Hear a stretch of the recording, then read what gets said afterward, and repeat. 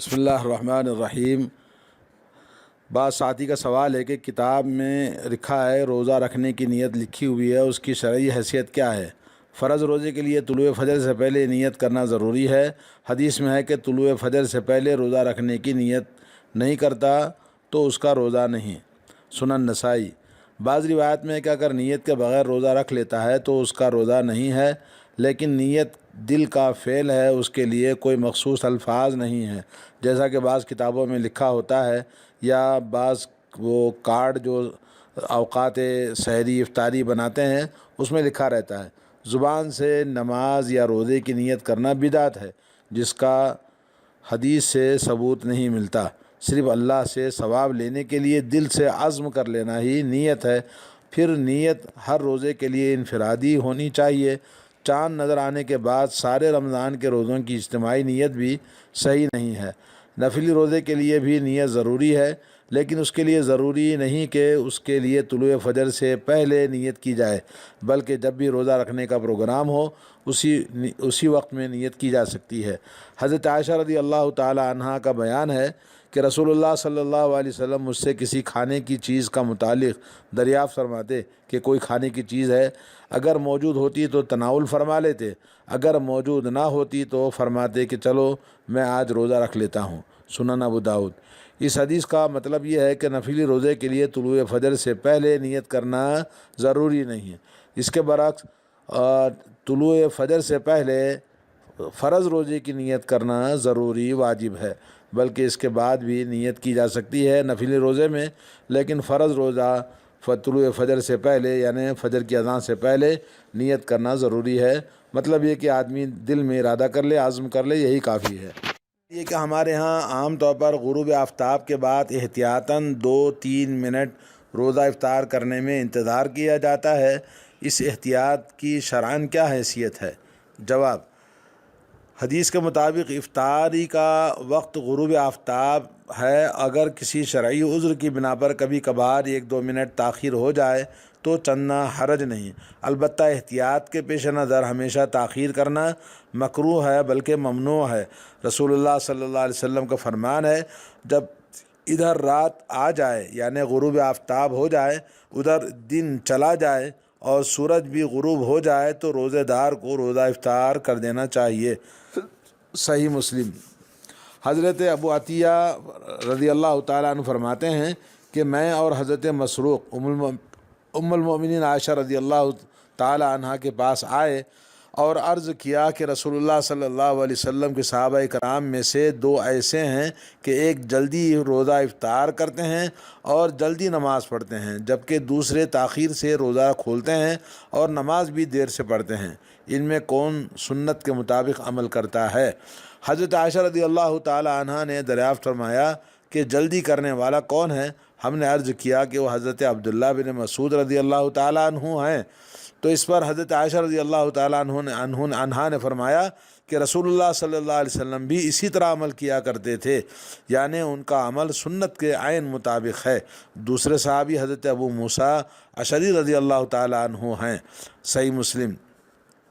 افطاری جلدی کرنے کے متعلق رسول اللہ صلی اللہ علیہ وسلم کا ارشاد ہے کہ لوگ اس وقت تک خیر و برکت میں رہیں گے، جب تک کہ روزہ افطاری کرنے میں دیر نہیں کریں گے۔ صحیح بخاری کتاب الصوم 1997۔ ابن حبان کی روایت میں معلوم ہوتا ہے کہ غروب آفتاب کے بعد احتیاط کا بہانہ بنا کر دیر کرنا یہود و نصارہ کا شیوہ ہے، اور چنانچہ فرمان نبی صلی اللہ علیہ وسلم ہے کہ یہود و نصارہ تاخیر سے افطاری کرتے ہیں، تم روزہ جلدی افطار کیا کرو۔ صحیح ابن حبان۔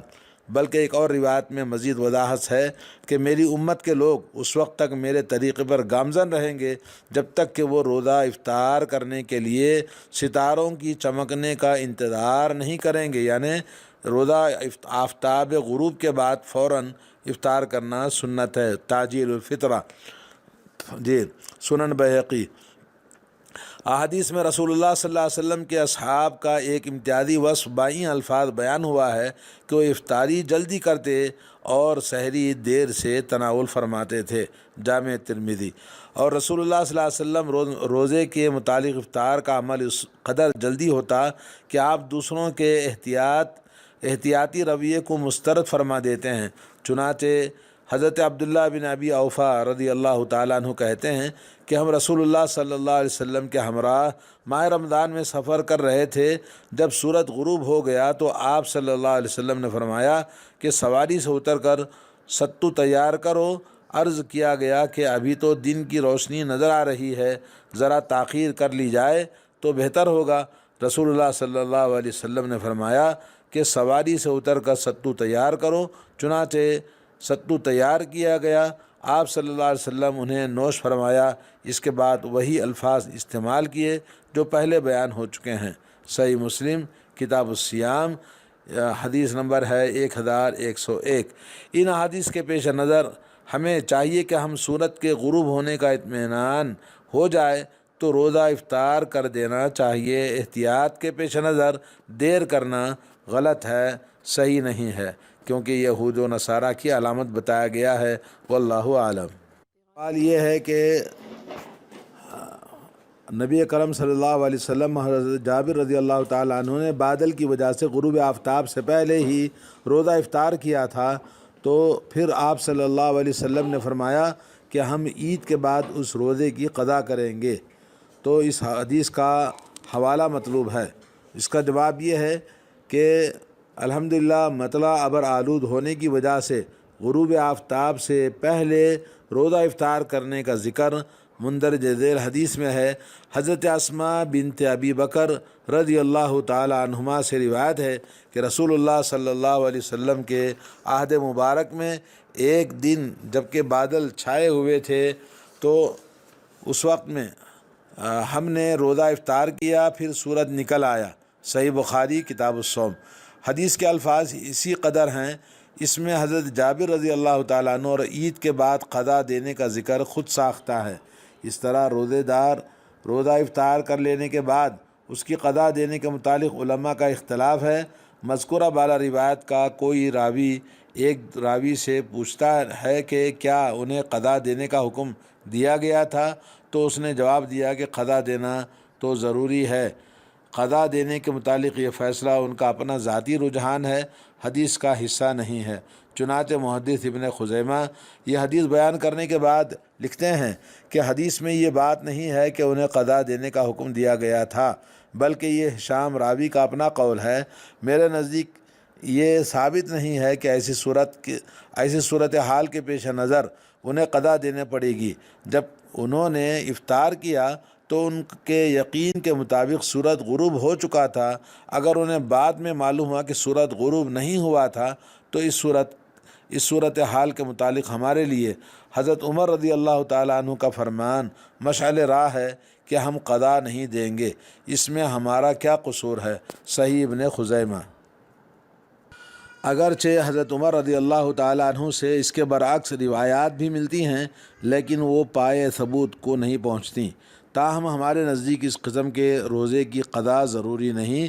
جب یقین ہو جائے کہ روزہ آفتاب ڈوب چکا ہے تو اس کے بعد افطاری کر لی اور پھر بعد میں پتہ چلا کہ ابھی یہ سورج باقی ہے تو اس میں قضا نہیں، کیونکہ اس میں انسان کی ارادہ اور اختیار کو دخل نہیں ہے۔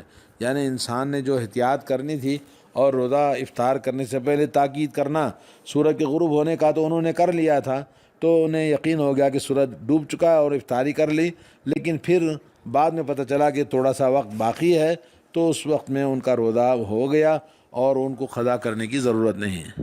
واللہ اعلم بالصواب۔ ایک ساتھی کا سوال ہے کہ میری بیٹی عورتوں کو نماز تراویح پڑھاتی ہے، کچھ لوگ کہتے ہیں کہ عورت کا جماعت کرانا صحیح نہیں ہے، اس کے متعلق ہماری رہنمائی فرمائیں۔ تو اس کا جواب شیخ نے یہ دیا کہ امت کے اکثر علماء سلف اس بات کے قائل ہیں کہ عورت کا جماعت کرانا صحیح ہے، اگرچہ کچھ حضرات نے اس موقف سے اختلاف کیا ہے، تاہم عورت کا جماعت کرانا عورتوں کے لیے احادیث سے ثابت ہے۔ محدثین اکرام نے اپنے کتب حدیث میں اس کے متعلق باقاعدہ عنوان بھی قائم کیا ہے۔ چنانچہ امام ابو داود نے ایک عنوان بئی الفاظ قائم کیا ہے، باب الامامت النساء، عورتوں کی امامت کا بیان۔ پھر انہوں نے شہیدہ فی سبیل اللہ ام ورقہ بنت عبداللہ رضی اللہ تعالی عنہا کا واقعہ نقل کیا کہ رسول اللہ صلی اللہ علیہ وسلم نے انہیں حکم دیا تھا کہ وہ اپنے اہل خانہ کی نماز باجماعت کے لیے امامت کے فرائض انجام دیں۔ سنن ابو داود کتاب الصلاۃ۔ اس حدیث کی شرح کرتے ہوئے مولانا شمس الحق عظیم آبادی لکھتے ہیں کہ اس حدیث سے عورتوں کی امامت اور ان کی نماز باجماعت کے اہتمام کا جواز ثابت ہوتا ہے، عون المعبود کے اندر لکھا ہوا ہے۔ اور امام بہقی نے بھی ایک باب بئی الفاظ قائم کیا ہے، باب اثبات امامت المرأہ، یعنی عورتوں کی امامت کا اس بات کا بیان۔ پھر انہوں نے صدیقہ کائنات حضرت عائشہ ام المؤمنین رضی اللہ تعالی عنہا کا واقعہ بیان کیا کہ انہوں نے ایک دفعہ فرض نماز کے لیے عورتوں کے درمیان کھڑی ہو کر ان کی امامت کرائی تھی، بیہقی کی روایت ہے۔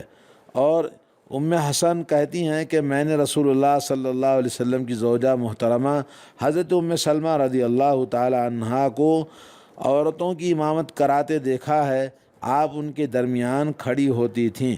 مصنف ابن ابی شیبہ۔ حجیرہ نامی ایک عورت کا بیان ہے کہ ام سلمہ رضی اللہ تعالی عنہا ام المؤمنین نے نماز کے لیے ہماری امامت کرائی، وہ عورتوں کے درمیان کھڑی ہوئی تھیں۔ سنن الکبریٰ بیہقی۔ حضرت ابن عباس رضی اللہ تعالیٰ عنہ فرماتے ہیں کہ عورت دیگر عورتوں کی جماعت کرا سکتی ہے، لیکن وہ آگے کھڑے ہونے کے بجائے عورتوں کے درمیان کھڑی ہوگی۔ مصنف ابن ابی شیبہ۔ اور حضرت حمید بن عبد الرحمن اور امام شعبی کا بھی یہی فتویٰ ہے۔ مصنف ابن ابی شیبہ۔ ان احادیث و آثار کے پیش نظر عورتوں کی جماعت کرا سکتی ہے، لیکن جماعت کراتے وقت اسے عورتوں کے درمیان کھڑے ہونا چاہیے۔ بعض روایت میں اس بات کو بھی صراحت ہے کہ رمضان مبارک میں عورتوں کی جماعت کرا سکتی ہیں، جیسا کہ امام شعبی سے منقول ہے۔ مصنف ابن ابی شیبہ۔ تو معلوم یہ ہوا کہ رمضان میں ہو یا غیر رمضان میں، خاص طور پر رمضان میں عورتوں کی امامت کرا سکتی ہیں۔ اللہ تعالی ہمیں باجماعت نماز پڑھنے کی عورتوں کو مردوں کو توفیق عطا فرمائے۔ سوال یہ ہے کہ ایک روزے دار خاتون کو عصر کے بعد ماہواری آ گئی، اب وہ اپنے روزے کو مکمل کرے یا ترک کر دے؟ جواب اس کا یہ ہے کہ خون حیض یا نفاس ایسا خون ہے جو روزے کو ختم کر دیتا ہے، روزے کو فاسد کر دیتا ہے۔ اس خون کے آ جانے سے روزہ خود بخود ختم ہو جاتا ہے۔ لہذا جس روزے دار خاتون کو عصر کے بعد یا مغرب سے چند منٹ پہلے حیض آ گیا، اس کا روزہ ٹوٹ گیا، اسے چاہیے کہ مخصوص ایام میں رہ جانے والے روزوں کی قضا رمضان کے بعد دینا چاہیے۔ ان ایام میں روزہ رہ جانے والی نمازوں کی قضا نہیں ہے، اور ان ایام میں جو روزہ رہ گئے ہوں آئندہ رمضان سے پہلے ان کی قضا رکھ لینی واجب ہے۔ دانستہ یعنی عمدن کاہلی کی وجہ سے دیر کرنا شرعاً ناپسندیدہ عمل ہے۔ نیز اگر طلوع فجر سے پہلے خون حیض کی بندش کا یقین ہو گیا تو اس دن کا روزہ رکھنا چاہیے۔ اس حالت میں روزہ رکھا جا سکتا ہے، اگرچہ غسل نہ کیا ہو۔ غسل وغیرہ روزہ رکھنے کے بعد، سحری کرنے کے بعد میں نماز سے پہلے کر لینا چاہیے۔ روزے کے لیے خون کا بند ہونا ضروری ہے، غسل کرنا روزے کے لیے شرط نہیں ہے۔ وصلی اللہ علی نبینا محمد وعلی آلہ وصحبہ اجمعین۔